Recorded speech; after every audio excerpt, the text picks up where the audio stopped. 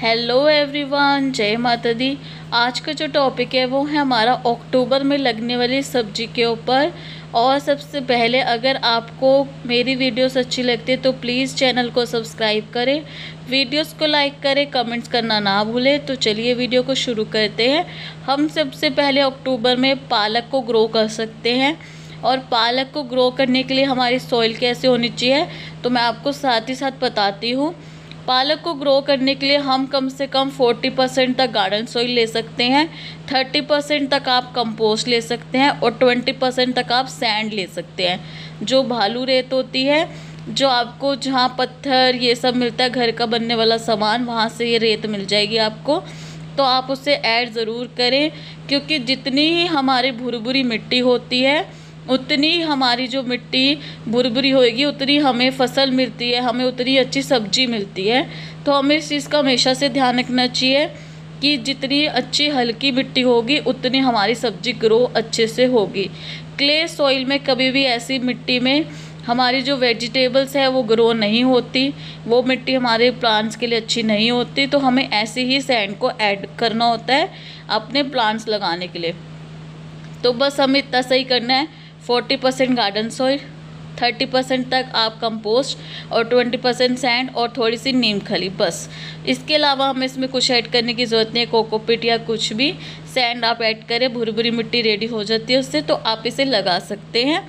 और अगर आपकी पहले से सैंड वाली मिट्टी है तो आपको कुछ भी ऐड करने की ज़रूरत नहीं है, थोड़ी सी बस कंपोस्ट जो बताई है वो आप कर सकते हैं। पहले से अगर मिट्टी भुरभुरी है, ओवर भुरभुरी भी नहीं करनी, पहले से है तो आप उसे लगा सकते हैं। और ऐसे ही हमें साग लगाना है, ऐसे ही मिट्टी में। दूसरी वेजिटेबल में हमारा साग है, दूसरी जो सब्जी है हमारा साग है, उसको भी सेम ऐसी ही मिट्टी में आपको लगाना है जैसे मैंने पालक के लिए बताई है। ऐसे ही हमें धनिया भी लगाना है। और इनको लगाने के लिए आप एक दिन के लिए या कुछ घंटे के लिए इनके बीज को पानी में भिगो के रख सकते हैं। जैसे हमारे मेथी को, धनिया आप लगा सकते हैं, और आप साथ ही साथ पालक जो मैंने बताई है ये सब आप लगा सकते हैं, बथुआ लगा सकते हैं। तो ये सारी सब्जियों को आप लगा सकते हैं और इसको आप भिगो सकते हैं कुछ घंटे के लिए या एक दिन के लिए। कुछ घंटे भी भिगो सकते हैं, 2 से 3 घंटे।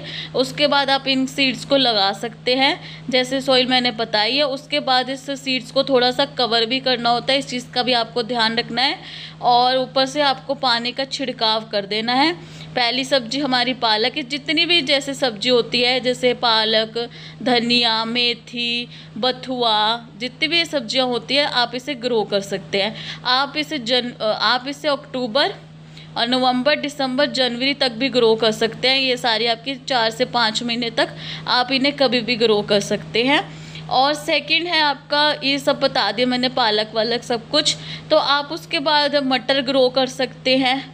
इसके आप प्लांट्स, इसके सीड्स को आप सीधा भी लगा सकते हैं, पर इसको भी आपको पहले सीड्स को भिगो के रखना होगा एक दिन के लिए। तो आप इसे भी लगा सकते हैं मटर को।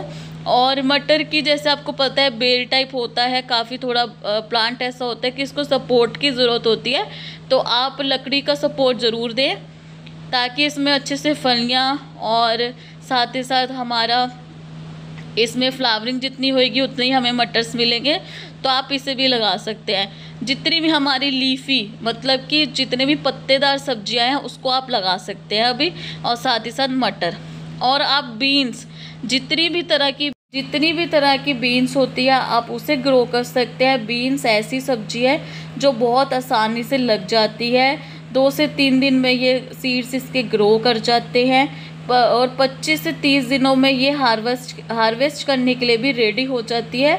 तो बीन्स आप लगा सकते हैं। और इसकी मिट्टी भी आपको भूरी भूरी बनानी है ताकि अच्छे से ग्रो कर पाए इसके सीड्स, और हमें हार्वेस्ट भी इसकी बहुत जल्दी मिलती है। और साथ ही साथ ये बहुत ही ज़्यादा मिट्टी को उपजाऊ बनाती है, तो आप इसे लगाना ना भूलें। और साथ ही साथ आप किसी भी तरह की मूली लगा सकते हैं, और जैसे कि गोल मूली, छोटी मूली, लाल मूली, किसी भी तरह की मूली को आप ग्रो कर सकते हैं। मूली को आप जनवरी फरवरी तक भी ग्रो कर सकते हैं। आप इसे कभी भी ग्रो कर सकते हैं, जैसे अक्टूबर, नवंबर, दिसंबर, जनवरी, फरवरी तक आप इसे ग्रो कर सकते हैं। और मिट्टी कैसे होनी चाहिए मूली की हमारी, 30% तक गार्डन सॉइल, 40% तक सैंड और आपकी 30% ही आपको कंपोस्ट लेनी है।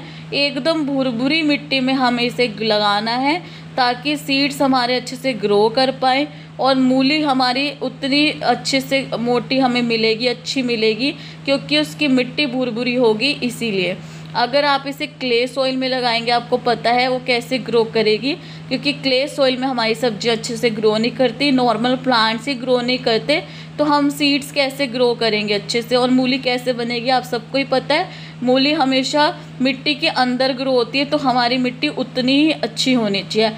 आप गाजर ग्रो कर सकते हैं, गाजर के लिए भी आपको सेम मिट्टी बनानी है जैसे हमें मूली के लिए बनाई है। आप बीट रूट को लगा सकते हैं, बीट रूट के लिए भी सेम ही आपको मिट्टी बनानी है जैसे मूली और गाजर की है। और साथ ही साथ आप सलाद पत्ते जो है ये लगा सकते हैं, गोभी लगा सकते हैं, पत्ता गोभी। जैसे कि मैंने आप सबको बता दिया कि हमें कौन सी अक्टूबर में लगानी चाहिए, जो कि हमारी विंटर्स की वेजिटेबल्स होती है। सबसे पहले मैंने आपको पालक बताया। पालक जो जितनी भी पत्तेदार सब्जियां होती हैं, मेथी, पालक, धनिया, बथुआ और साग, ये सब आप अभी लगा सकते हैं। विंटर्स की ये सारी सब्जियां हैं जिसे आप अभी लगा सकते हैं। और सॉइल मैंने बता दिया, मटर को लगा सकते हैं, मटर के सीड्स को रात भर भिगो कर, और पालक धनिया को जो बताया है उसके कुछ घंटे के लिए आप भिगो सकते हैं सीड्स को, या पूरे दिन के लिए भी भिगो सकते हैं। और ऐसे ही मटर्स को भिगोना है, लोबिया को भिगोना है पूरे दिन के लिए, अगले दिन आप इसे डायरेक्ट सॉइल में लगा सकते हैं।